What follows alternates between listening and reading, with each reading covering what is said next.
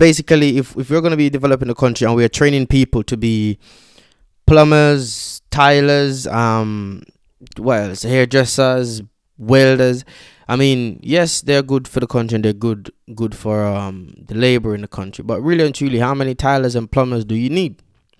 Even if you're going to work for someone, how many plumbers and tilers do they need? If you're going to do a business, how many plumbers and tilers are going to be there? Like, how many?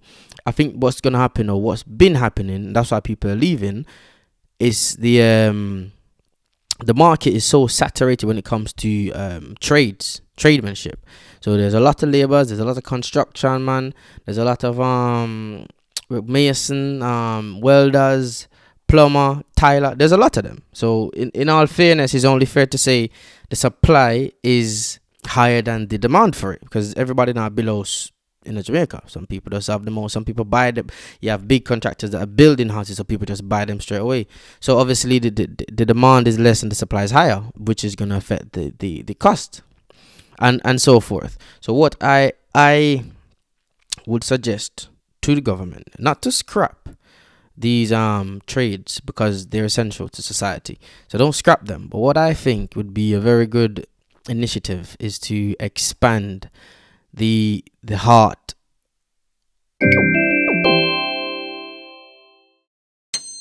Welcome back to the Frenzy Talk Show. I'm your host Twain. Thank you guys so much for watching. Thank you to everyone that commented. Thank you for all my subscribers.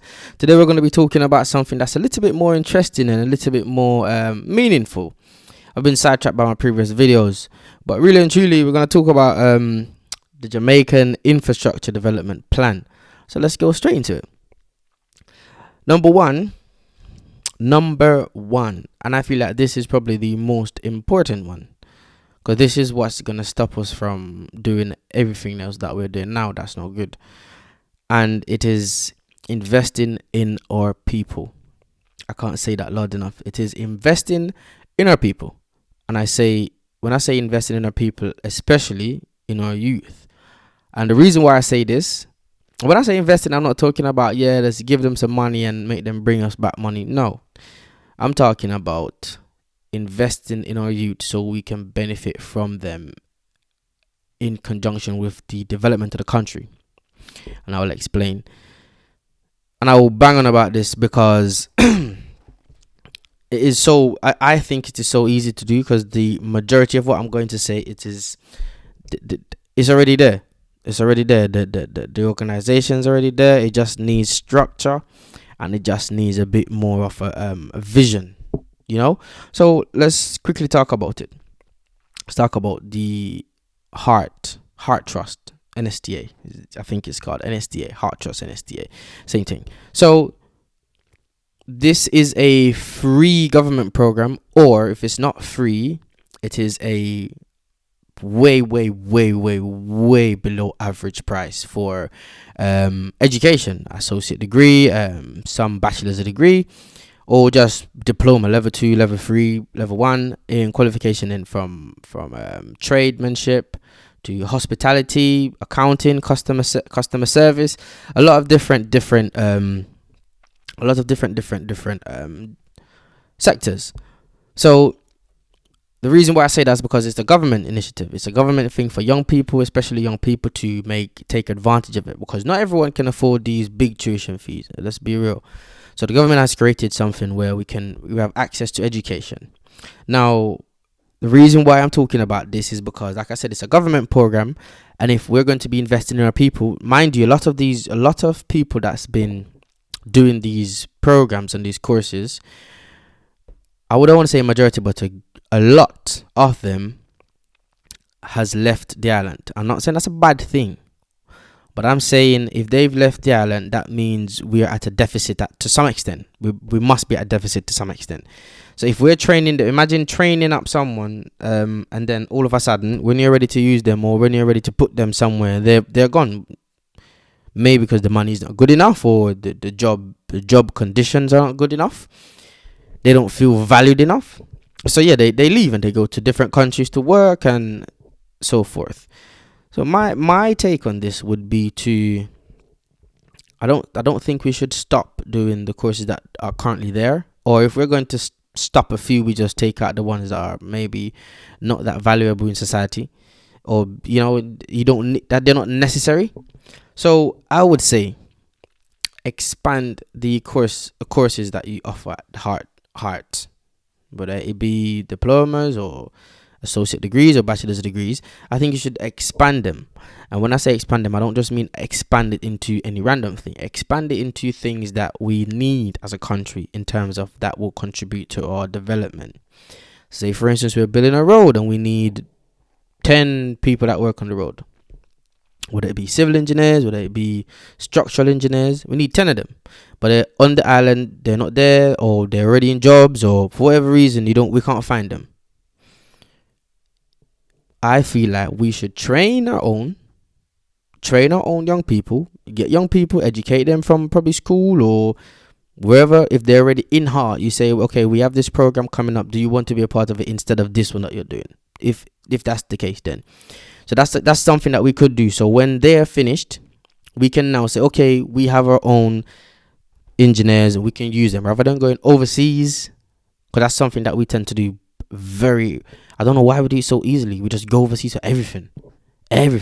But yeah, like I said, that's something that we could do. Not just giving them money, because money is not valuable in the wrong hands. Sorry, it's not valuable if you give the wrong person. So, like I said, we bring these new courses and these new strategies into place where when they're finished, they won't just leave because they've learned how to build Jamaican roads. So they'll be like, okay, I want to build Jamaican roads, or I've learned how to maintain Jamaican roads. Okay, I want to maintain Jamaican roads. The specifications I've learned there for Jamaican roads. You know what I mean? So, and the reason why I say this is because I don't feel like if the government is, then okay, we just don't know about it, or I just don't know about it. We're building these big roads, which is good, but I feel like we're doing it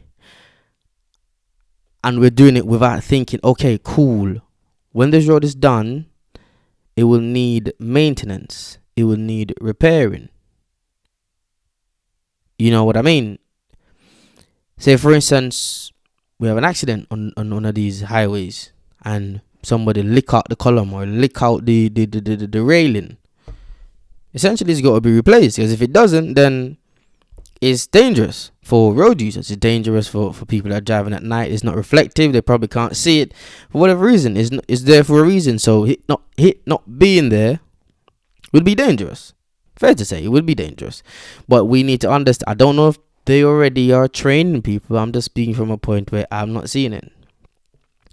So if we are building these roads, we'll need to have people that can maintain these roads, because there's no point building it if we're not going to maintain it, because you're just going to waste the money, basically. If you buy a shoes and you don't clean it, there's one thing that's going to happen to it. Dirt will go mash it up, right?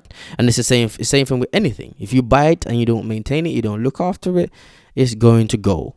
It's going to go either way, but you not taking care of it will make it go so easier and so quicker. You'll have it for the lifespan will be massively decreased. Will decrease massively the lifespan if you don't take care of it. So if I'm saying, if we can implement these courses, that it is so easy to do. I think it is so easy to do, because it's the reason why I say this is because it's my field of work. Roads. It's so easy to do. It's so common sense. It's common sense, basically. You just need a qualification. You just need someone to tell you and explain to you and train you, and it's easy work. It's nothing hard. So really and truly, I feel like we should invest in our people. This is just one particular sector. It could be applied to everything. It could be applied to the wharf that we're building. It could be applied to, I don't know, the conventional center. Whatever these mega projects that we have, or these mega projects that are floating around, we should be thinking of ways when this is open, we'll need this amount of people just for maintenance and repairing, not for working there. In terms of, you're going to need a car park attendant or stewards or whatever. We need people that are going to be maintaining the building, so the lifespan will be long. The duration is kept up to scratch, everything, So, like I said, investing in our people so they will be helping in the development of the country, with the development of the country. That's number one. So number one is investing in our people, and particularly I spoke about heart, because like I said, I feel like that's a government initiative. It's already there. All you need to do is get some more, and it doesn't need to be accredited around the world, because as I said, it's for Jamaica. So even if we just make it up and say, cool, we're gonna put this in place, this is a new course, it's a course that's accredited only in Jamaica because it is a Jamaican course. It's a course for the roads of Jamaica. I think that's fair, because we can't say we're gonna have these Chinese for the years and years. That would be nonsensical if we have people that don't have work or whatever the case be. If we can have our own people do it, then why not? So that's number one. Number two, which is another very important one, is to equip the NWA, National Works Agency, with the relevant training that will allow them to understand, again, maintenance of the roads or buildings. Mainly for the NWA, mainly would be roads and water, water and drainage infrastructures. So if we're building a highway, I would like to assume that the drainage is in. Obviously, there is a drainage system in place. It has to be. So the NWA would need to be up to scratch with strategies, equipment, in how to maintain these stuff. Well, would it be if 1,000 leaf go down the drain and clog it up, the NWA can be able to clean it out, humanely. So yeah, once we equip them, because they're already there, they are responsible for majority of the road works. If I'm not wrong, they're responsible for majority of the road works in Jamaica, and mainly civil engineering stuff. The NWA is responsible for it. So if we equip them to be up to date, up to scratch with all the equipment and the workforce, they understand, they got the requisite qualifications. Like I said, these can be qualifications that are built by Jamaicans. There must be philosophers and professional doctors in Jamaica engineers in Jamaica, lawyers in Jamaica that can come up with a course that caters to Jamaica infrastructure, the new one that's coming. Yeah, because the country has to evolve. So, but we can't be depending. We can't just say we're gonna build this road and we're gonna build these buildings and we're gonna build these wharfs and we're gonna build this and build that and do this and do this and do this. But we're not considering the maintenance. I'm only saying this book from what I see. I don't see where we're saying. I don't see no ads that are saying, okay, we have vacancies for some highway maintenance crew guys. We don't see anything where we say, oh, we see vacancies for civil engineering guys. We don't see any of that. Like I said, if it's there, I don't see it. That's why I'm speaking on it. So back to number two, equip the NWA with requisite training in conjunction with the new infrastructure. Imperative, because like I've been echoing this whole time, without the maintenance and the repairing and the full understanding of how to do it, that's important. Understanding how we go about this. So when you fix it, it's not going to rip up in 2 days, or when the rain fall, it mash up back. You know what I mean? The quality and the standards of these things, we need to embrace them and understand them. So we can, even if we hire someone to do our work, we can go out and send someone and say, listen, check that they've done it to our specifications. Because I believe that we're building roads. We can't build roads in a generic way. We have to build it due to our landscape, to our land type, all of them things there. We can't just come and say, yeah, we're going to build a road, yeah, so boom, boom, boom, boom, boom. No, it's not going to work. We have to take in consideration the land type, the soil type, all the different, there's a lot of factors we got to take into consideration when building roads. Where the water is going to go, the drain water, blah, blah, blah, all of them things there. So like I said, the NWA needs to be up to scratch with all of these stuff, or else there's no point building it, right? And I think the last one, which is the one that I wanted to be echoing for years, is, bro, we need to stop using all of the Chinese people, man. We need to stop using so much foreign labor. We need to minimize.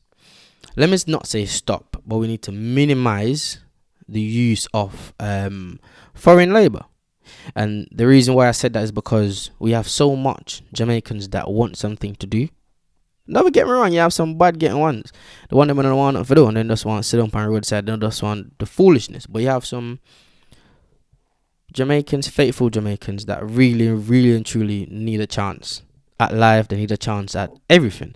So if we have these people that are so driven, we are driven. We give out people to work in other countries. So I'm not asking, I'm telling. I know we're driven. The only thing is we find a shortcut for everything, but we just need to explain these. Like I said, once we understand it, it could. This is all preliminary stuff. This is just 3 points. I could go deeper, but I just want to make it really quick. But as I said, if we start minimizing the use of foreign labor, come on, man, foreign expertise. If we start minimizing that and start doing everything on the ground natively, come on, man, you will see the development, because this will not just be a monetary aspect. Yes, money matters when people are going to just be working for free, but they're going to take pride because it's their country. If I'm doing something for my country, of course I'm going to take pride in it. I'm not going to just do it just because, no, unless I'm not of good character. But if you're of good character, of course you're going to be doing something for your country, because your kids, parents, your grandkids, family, siblings, cousins, they're all gonna be benefiting from whatever you do. So if you do it bad, you never know. God forbid, your child could be driving and something bad happens just because of your doing. So, like I said, when we as a people, we as a nation, we do stuff for ourselves, everything will just be better. We'll take more pride into it, and that's all we need.